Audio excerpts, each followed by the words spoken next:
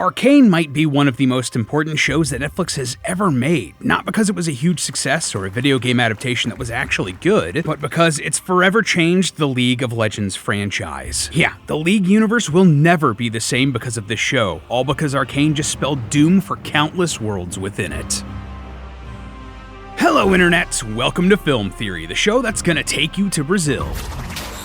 So, you guys excited for Arcane Season 2? I know I am. When this show first hit our television screens a couple years ago, I was absolutely hooked by its storytelling and art style. Fun fact, we here at Theorists have actually been trying to think of a good Arcane theory since that first season, but just never had a really good excuse to sit down and craft one. But of course, that all changes today. If you don't know, Arcane is a Netflix series based on the gargantuan titan of gaming, League of Legends, developed by Riot Games. It covers the stories of sisters Vi and Jinx as they deal with the underworld of the Twin Cities, Piltover and Zaun, and the scientist-turned-politician Jace as he grapples with the destructive potential of his invention, Hextech. Along with Fallout, The Last of Us, and Cyberpunk Edgerunners, Arcane is commonly cited as one of the best video game to television adaptations out there, which surprised a lot of folks. Like, League of Legends isn't exactly known for its groundbreaking story, but Riot believed in this project, and they let it cook. Not gonna lie to you, loyal theorists, this is one of those weird episodes where it definitely feels like we're straight up just taking a toy off of Game Theory's shelf because, boy oh boy, we are definitely talking a lot about League lore today. Which is why I wanted to bring on a special guest for today's episode, a summoner who knows League of Legends inside and out, the only gamer I trust in this situation, Santi. Hello, Wood League Santi here, coming down from the island that is Top Lane. And I ain't no faker, I've been playing League for about 6 years, but I've been playing MOBAs since Dota was a mode on Warcraft 3, #bars. Thanks for coming on, Santi, man. We still gotta play a match. As long as you don't play Shaco, I'm down anytime. How dare you? Believe it or not, but Riot spent forever on this thing. They first had the idea for Arcane all the way back in 2015, and it took 6 years to get made, teaming up with the animation studio Fortiche. They previously made story cinematics for League, as well as music videos for bands like Imagine Dragons and the Gorillaz, and KDA, a virtual band created by Riot using their League characters. Absolutely slaps, by the way. This series was a bit of a gamble, but it paid off. Arcane was a huge hit, and both longtime fans and newcomers alike had a real hunger for more Arcane and other League story content. Riot must have been feeling it too, because they bought a significant portion of Fortiche and announced both a second season of Arcane and multiple other projects in development. After all, Arcane only covered the story of a few champions. There's plenty to mine here. You got the Edgelords, Yasuo and Yone. And I know I personally wouldn't mind seeing a series about Silas wrecks me in mid lane, but that would be a great story to watch. That's actually why I wanted to talk about Arcane today. See, moving forward, this sort of show is going to be a huge deal, not only for Riot Games as a company, but for League of Legends as a universe. Sure, it's changed the way people look at League as a game, but when you look at the lore of the Runeterra universe and where Arcane fits into it, Arcane may be the most consequential thing to ever happen to the League of Legends multiverse, and some of it may be completely destroyed as a result. Get ready to jungle, loyal theorists. We're about to gank the lore. I got that. I understood that reference. So I feel like we need to start with a little bit of a history lesson, because until Arcane, most of the lore of League's champions was contained to cinematic cutscenes, online bios, and voice lines. Some that became memes, okay, and some that were serious. Every life ends with us. Early on, League of Legends basically had no story. Like, in the first years of its release, Riot had no writers, and each of the champions only had like a paragraph of a storyline, which some of the devs spent a couple hours cobbling together. The focus was on making a fun game, not a sprawling universe. But as more and more characters and arenas got added, a plot started to form. Players were introduced to a world called Runeterra, where the land is rife with magic. But this magic was not always used for good. Magical wars would constantly break out across the various kingdoms like Piltover and Zaun, and eventually these all-out mage wars started to destroy Runeterra as a whole. To control the fighting and stop the end of the world, a coalition was formed where wars would no longer be necessary. Instead, disputes would be settled by the nation selecting warriors to fight in a gladiatorial arena. Mages would summon champions like Jinx, Vi, and Echo to fight in these battles in a legendary league. What are we, some kind of League of Legends? Hated that. Moving on. In case it wasn't clear, the players were the summoners and the fighters in the arena were the characters of the franchise. That was the whole narrative conceit of the gameplay. Well, it was, until Riot changed it all. See, in 2014, they switched things up. The players were no longer summoners. In fact, there weren't any summoners anymore. Instead, the entire storyline was more or less wiped clean and started from scratch, with Riot releasing various comics and short stories to expand on the backstories of their champions. But these weren't often well coordinated, and the timeline became really messy as stories intersected and conflicted with one another, or frequent retcons made things pretty unclear. There are tons of examples of this, too many to count, but just a couple. Heroes like Singed and Vi had pretty big changes to their backstories, while Piltover and Zahn were retconned from sister cities into the same city split into two. Character relationships were also changed. When Jace was introduced in 2012, his basic backstory was as a scientist, while Victor broke into Jace's lab to steal hex tech for his machines. Victor was already a pre-established character with complex motivations, and fans didn't love making him a villain for Jace just for the heck of it. Riot heard the pleas of the fans and altered their stories again in 2016 to one where they were more colleagues than anything else. You get the idea. It's a lot and it's confusing, and somehow that's just the beginning. See, in League, you can change the skins of the champions, and a lot of them are grouped into themes, like the Spirit Blossom skins, the Battle Academia skins, or my favorite, the Star Guardian skins. But these aren't just the champions dressing up in different outfits. In the story of League, these are completely different versions of these characters pulled from a massive multiverse. Alternate realities that are entirely different from the world of Arcane and Runeterra. They get really weird and experimental and really fun. Some big examples? We mentioned earlier that Riot has a K-pop group called KDA featuring many of their champions as musicians. Well, this actually encompasses an entire universe called Riot Records, with multiple groups like Pentakill, True Damage, and Heartsteel, all of which have real-world music you can listen to.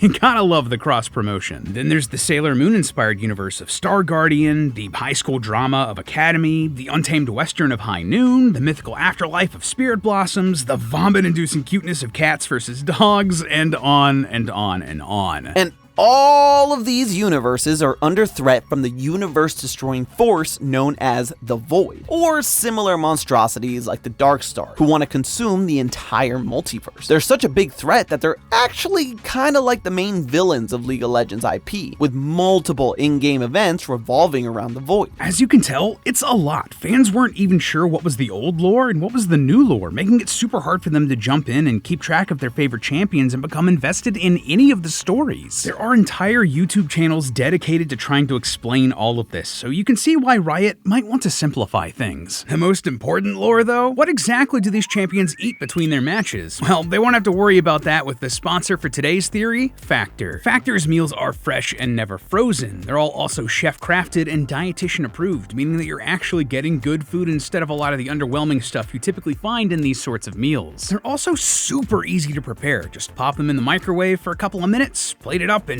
bam, you've got lunch or dinner right there, ready to eat so you can hop back into your next game of League. They also have more variety than there are champions in the Rift, with a weekly menu featuring 35 options. That means there's something for everyone, including Calorie Smart, Keto, Protein Plus, and vegan and veggie variants. They also have more than 60 add-ons that you can pack into your order every week, including breakfast, snacks, and beverages. I personally like their vanilla cake keto shakes. You can grab one of these after a workout, sit back, relax, and pop Arcane onto Netflix if you're just too exhausted to make something yourself. A lot of us here at Theorist HQ have actually relied on Factor to make sure that we get a healthy, filling lunch while we're in hardcore work mode here at the office. Like, I can't tell you how many times I've gotten out of a 5-hour meeting marathon and realized that I haven't eaten all day and been saved by throwing a Factor meal in the microwave. If you want to try Factor for yourself, head over to factor75.com or click the link in the description if you don't want to type all of that out. Then just use the code 50filmtheory to get 50% off plus free shipping on your first Factor box. Again, that's code 50filmtheory at factor75.com to get 50% off plus free shipping on that first box. Thanks again to Factor for sponsoring today's episode, and let's head back into the Rift. Enter Arcane, and it taking this complicated, fragmented universe with plot lines all over the place and telling a simple, cohesive story. If you're new to League and want to try to learn more about a single hero, gone are the worries about trying to track down which comics or website blurbs to tell you what you need to know. Gone is the temptation to dive into all of these alternate alternate universes right off the bat, or worry about what the Void or the Darkstar means for the wider League of Legends franchise. You can just watch the show and you'll get it, enough to hop into the game and try out Jace, or Vi, or Jinx, or even Heimerdinger if you're feeling annoying. Now, that's all well and good, but with Arcane coming out, one question did start popping into every League fan's mind. Sure, the show was great, but was it canon? See, despite simplifying everything, the lore of these characters that we see in the game differs greatly from what we see in the show. An example, in Arcane, the character Victor has an illness which drives him to further technology, even at great risk to himself and others around him. He doesn't mean to hurt the people he cares about, but his life is literally on the line, and he grows increasingly desperate in his experiments.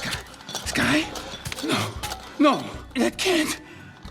But compare that with League's Victor. He's an idealist devoted to improving humanity at any cost, to the point of obsession, and sees technology as a means to that end. By the time we play him in League, he's more machine than man. Still can't fix all your flaws.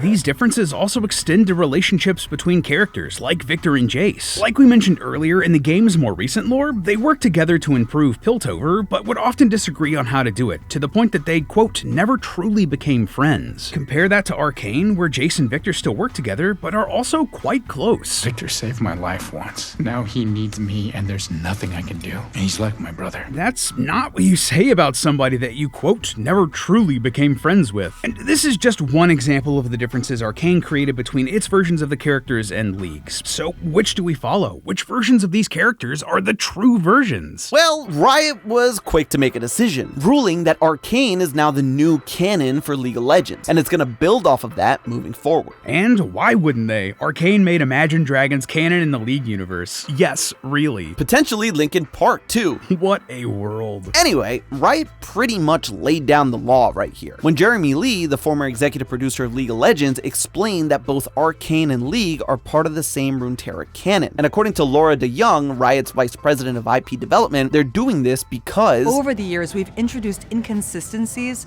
that have woven their way into the storytelling and the world building of Runeterra. Going forward, we don't believe that's the right approach, because that kind of fragmentation makes the world feel less believable. They want you to know that moving forward, if you see something related to League of Legends, it's all part of the same story. And this isn't theoretical. We're already seeing that pay off in changes for characters and lore in the series. When talking about the creation of Hextech as it related to one of their champions, Andre Van Roon, head of League Studio, said, Skarner's old lore, and that of a few other associated champions, doesn't mesh with the creation of Hextech revealed in Arcane, which is the origin for Hextech and the unified canon going forwards. The interpretation of Hextech as seen in Arcane is the one they consider canon, and they're changing other parts of the world to fit it. But hey, it makes sense. Apparently Hextech used to be extracted from giant scorpions? Yeah, that was the lore, and it was awesome. Basically, from now on, everything Riot makes in the world of Runeterra is going to have to share that consistent story started in Arcane. This show is suddenly the most important thing to the entire universe of one of the most popular games on the planet. Amazing what universal critical and audience acclaim and hundreds of millions of views can do, isn't it? Regardless, while that might not seem like a huge deal, this is going to have a huge impact outside of just some League of Legends trailers and short stories on their websites. Like just this past week, Riot revealed that their newest hero in League was Ambessa, a character that first appeared in Arcane. Plus, Riot has recently explored various single-player and story-focused spin-off games like Ruined King, Mage Seeker, and Convergence, all of which need to fit into this narrative now. They're currently making a massively multiplayer role-playing game like World of Warcraft set in the League of Legends universe, which will need to slot in neatly too. Even weirder efforts like their new fighting game, 2XKO, will need to follow this blueprint. By the way, 2XKO, cool looking game, not in love with that name. I definitely agree with Maximilian Dude on this one. It could have been called Double Knockout, and to be honest, Double Knockout, abbreviating to 2KO, is a pretty good idea. So much better. Please fix it, Riot. What are you talking about? You don't like 2XKO? It rolls right off the tongue. Want to play some 2XKO? Would love to play some 2XKO. Yeah, no, I hate it too. So, okay, that's an interesting history lesson and all, and it's a great example of how powerful film and television can be for these game IP. Honestly, I've wanted to do a theory about the effects of good film and TV adaptations on video game IP for like forever now, but Arcane is a textbook case of why these are so important. In the months following Arcane's release, the player count in League spiked up 40 million players. Tens tens of millions of people either returned to League or gave it a shot because of this show. And if our purpose here today was to prove that Arcane is an important show because of just how much it changed League of Legends as a game, like, mission accomplished. The TV universe has taken precedence over the game universe because it's an easier way to tell the story of Runeterra than a MOBA game. And Netflix gives this brand, this whole franchise that is League of Legends, a much wider reach, and an entry point that isn't an intimidating video game with hundreds of playable characters and a decade and a half of history. And so,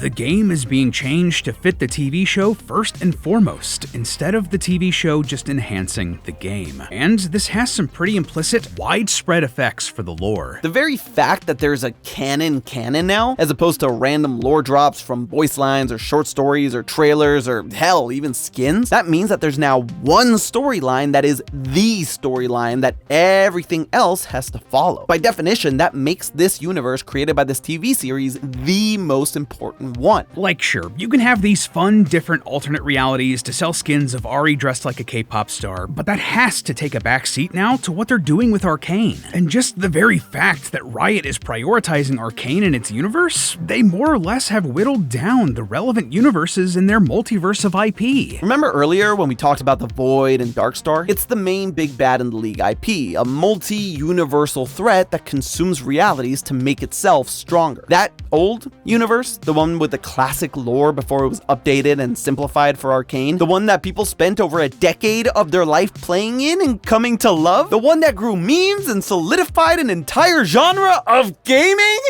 it's gone now. More or less, it's fallen into the void and been consumed by it. And it's not the only one. Think about it. Whenever a skin line fails or a story of an alternate dimension just doesn't hit with the audience, sure, maybe you can go buy the skins still if they're in rotation, but the stories of those realities, they end. For all intents and purposes, they're consumed by the Void or the Dark Star. And isn't it interesting that very recently Riot added an important new lore character as a champion, Bel'Veth, a character that was basically the Empress of the Void. They added this character in 2022, right after Arcane released, and that was a big success. They basically went out of their way to remind players that the Void exists and that they're the main villains of the whole dang IP, right when they were rebooting their storyline and getting rid of the old lore. Getting rid of older worlds, allowing them to get eaten by the void that is irrelevance. All so they can focus on their new TV-led universe. Yep, Riot's little experiment on Netflix was a huge success, no doubt, enough that it has changed League of Legends forever. Arcane may very well be the best thing that's ever happened to the League of Legends IP as a franchise, and the worst thing that's ever happened to the universes in its lore as the void threatens to consume the ones left behind. Guess they just need to be better. GG. But hey, that's just a theory. A film theory. And cut. Next time on Film Theory. Ever since the Fallout TV show came out, one question seems to be on everybody's mind. What would Lucy's level be if she were in a Fallout game? Well, we here at Film Theory did what no one else was insane enough to do. We sat down and ran the numbers. And what we found is absolutely game-breaking.